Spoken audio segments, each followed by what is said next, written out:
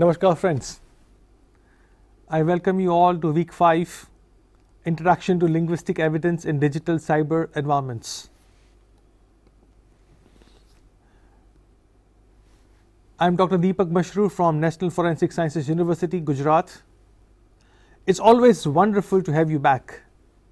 Today we'll open a fresh chapter, the one that moves away from traditional crime scenes and enters the rapidly evolving universe of digital and cyber communication.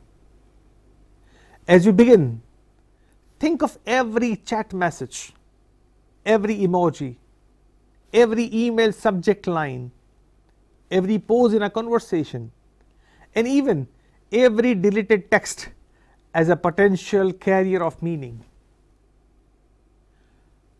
Isn't it interesting? Yes. During this week, we will learn how those meanings become evidence. So settle in and let's take our first step into the linguistic landscape of cyberspace. Let's start by understanding the spirit of week 5. This week is dedicated to linguistic traces in digital and cyber environments, which means we are shifting our focus from spoken language in physical spaces to written, typed, recorded, algorithmically filtered and platform shaped language.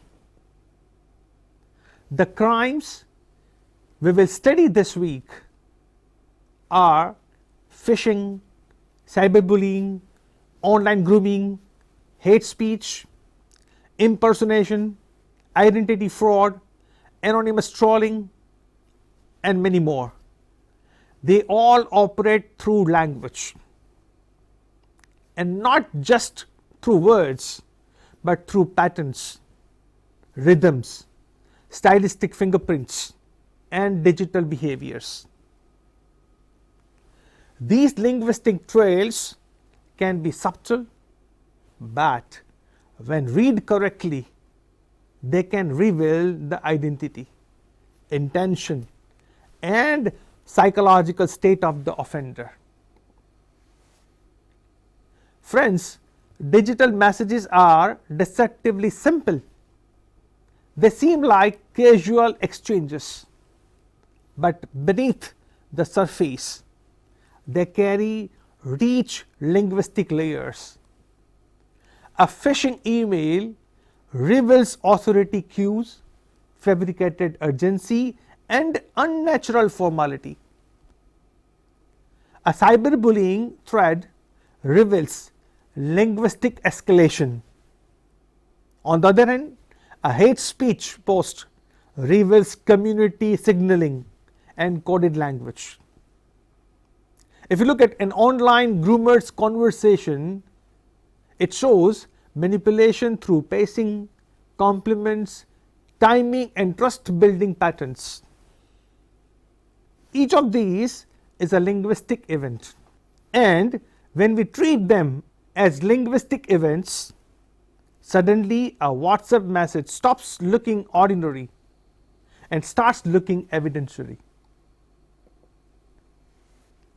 Now let's turn to the platform themselves. Each digital platform trains users into a specific communication style. For example, WhatsApp nurtures conversational intimacy, quick replies, emotive punctuations, voice notes, whereas Instagram blends visual with minimal text. If you talk about X, formerly Twitter, that encourages wit, speed, and public commentary. Gaming chats develop closed group slang, abbreviations, and rapid fire cues. Email communication shows hierarchical formality and impersonation potential. As a forensic linguist, we cannot treat all platforms equally. we read messages, the way we read ecosystems. The platform shapes the style of language, and we need to understand that. Even though technology mediates the interaction, digital messages come from human minds, and human minds leave patterns. We have stable subconscious preferences in sentence length, verb choice, emoji types, punctuation rhythm, syntactic sequencing, and even time of day behavior. These patterns are not easy to fake. Offenders believe anonymity protects them, but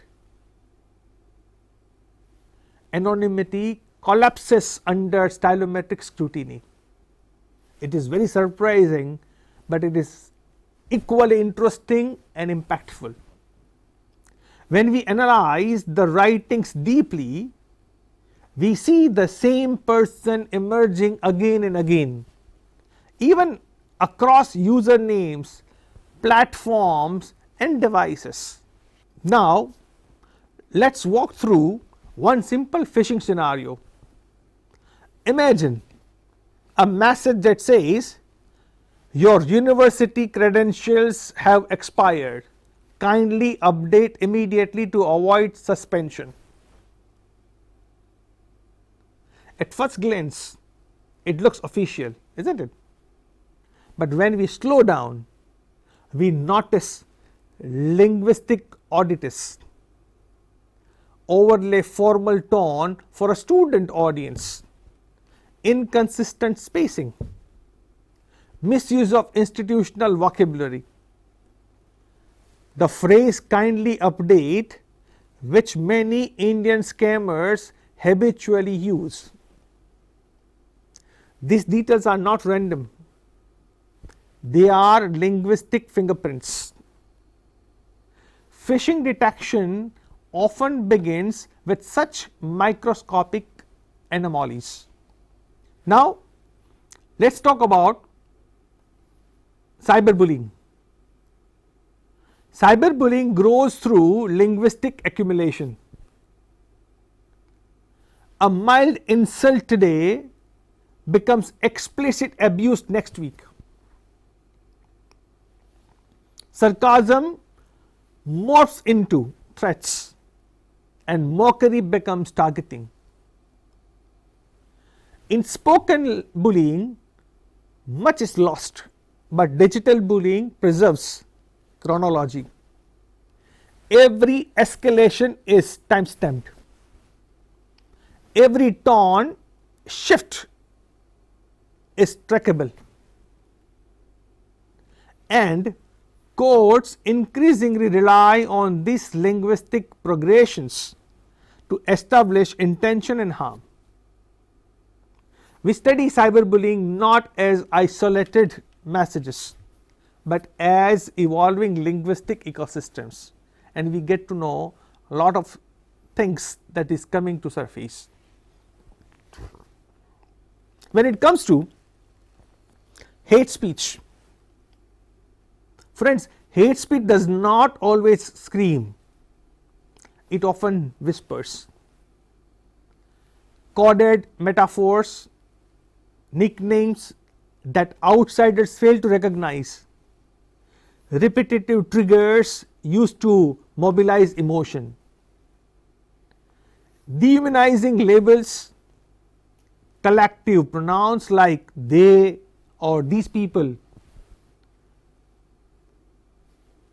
We find such kind of clues, and as a forensic linguist, we decode hate speech by reading this context. A harmless looking term may be a community specific slur. A sentence may appear metaphorical, but carry literal call to action meaning within the group. Understanding this requires linguistic sensitivity, cultural knowledge, and analytical depth. Now, when we switch to stylometry, stylometry sits at the heart of digital authorship analysis. It examines rhythm, frequency, distribution, structure that feature too deep for conscious control. Even if someone tries to copying another person's style, they cannot consistently mimic the subconscious patterns, and that is why stylometric evidence is becoming courtroom powerful. It does not depend on surface words. It depends on the invisible forces beneath your writing. Yes, they are your linguistic DNA. As I told you earlier in my previous videos, the way our fingerprint is unique, our tongue print is unique, the way our DNA is unique, our linguistic pattern is also unique, and that is why I call it linguistic DNA. Now, if I take a moment to preview what the rest of week 5 holds, I can tell you that we will decode phishing strategies, analyze cyberbullying scripts, study hate speech structures, examine online grooming conversations, work with WhatsApp threat messages, identify anonymous authors, and even explore deepfake voices. Each video builds one more layer of expertise. By the end of this week, you will not look at digital messages casually ever again, right. This is what I wanted to convey for this week. Now, as we close this session, I invite you to shift your mindset.